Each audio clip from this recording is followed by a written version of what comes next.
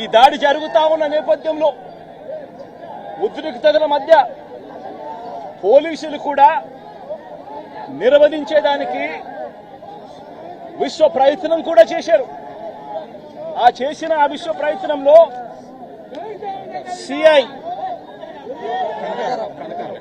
CI Kanakarao, ఈయన కూడా దళితుడే, CI Kanakarao తల పగలగొట్టి నిరోధించే కార్యక్రమంలో సిఐ కనకారావు తల కూడా ఇదే అల్లరి మూకలు పట్టాభి నేతృత్వంలో ఇదే అల్లరి మూకలు తల కూడా పగలగొట్టారు. ఇలాంటి ఉద్రిక్తతల మధ్య ప్రతిచర్యగా తెలుగుదేశం పార్టీ వాళ్ళు ఇటువైపున రావడం, ప్రతిచర్యగా వైసీపీ వాళ్ళు కూడా అటువైపున వెళ్లే కార్యక్రమం జరగడం, ఈ ఘటన జరిగింది. రెండు వైపులా ఆ రోజు పోలీసులు కేసు పెట్టారు.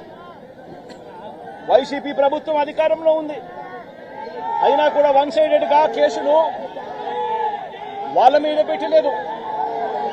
రెండు వైపులా కేసులు పెట్టారు, రెండు వైపులా ఉన్న వాళ్ళ మీద కేసులు పెట్టారు.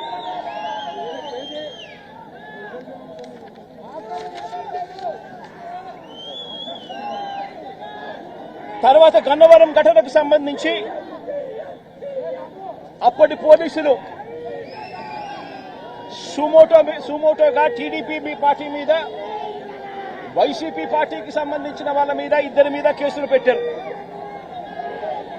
ఇదే సమయంలో టీడీపీ వాళ్ళు 3 కంప్లైంట్స్ కూడా ఇచ్చారు. అవి కూడా తీసుకోవడం జరిగింది. కానీ ఈ ఘటనలన్నీ కూడా టీడీపీ ఇచ్చిన కంప్లైంట్స్ లో కానీ, ఆ రోజు ఇచ్చిన కంప్లైంట్స్ లో కానీ, పోలీసులు పెట్టిన కేసుల్లో కానీ ఎక్కడా కూడా వంశీ పేరు లేదు. కారణం వంశీ ఘటనలో లేడు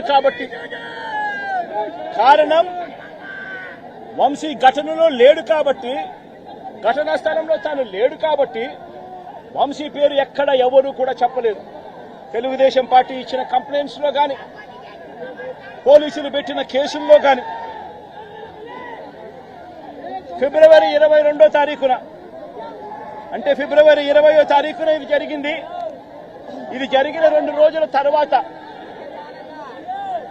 గన్నవరం టీడీపీ ఆఫీస్ ఆపరేటర్ గా, డేటా ఎంట్రీ ఆపరేటర్ గా పనిచేస్తా ఉన్న సత్యవర్ధన్ అనే ఈ దళిత యువకుడిని మంగళగిరిలోని టీడీపీ ఆఫీసుకు చంద్రబాబు నాయుడు గారు మనుషుల్ని పిలిపించుకొని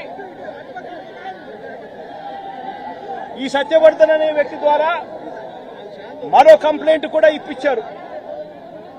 తెల్లటి కాగితం మీద ఆయనతో సంతకం తీసుకొని మరో కంప్లైంట్ కూడా ఇప్పించారు. దాని ఆధారంగా ఎస్టీ కేసు కూడా పెట్టారు. కానీ ఆ ఇచ్చిన కేసులో కూడా, ఆ సత్యవర్ధన్ ఇచ్చిన ఆ కేసులో కూడా అప్పటికి కూడా వంశీ పేరు ఎక్కడా కూడా లేదు. కారణం వంశీ అక్కడ లేడు కాబట్టి, ఘటనా స్థలంలో లేడు కాబట్టి.